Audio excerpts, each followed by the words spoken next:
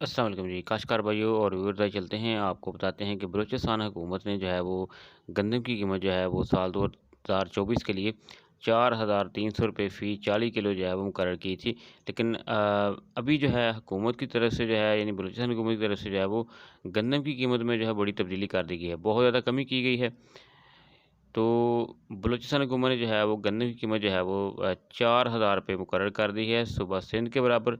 अब उसकी वजह भी जानते हैं कि बड़ी हैरतअंगेज़ वजह है कि अगर बलूचिस्तान ने 4,300 रखी तो गंदम जो है वो स्मगल होके बलूचिस्तान चली जाएगी। तो इस वजह से दूसरे सूबों के लिए परेशानी ना हो, सूबा बलूचिस्तान ने भी जो कीमत है वो 4,000 रुपये मुकर्रर कर दी है।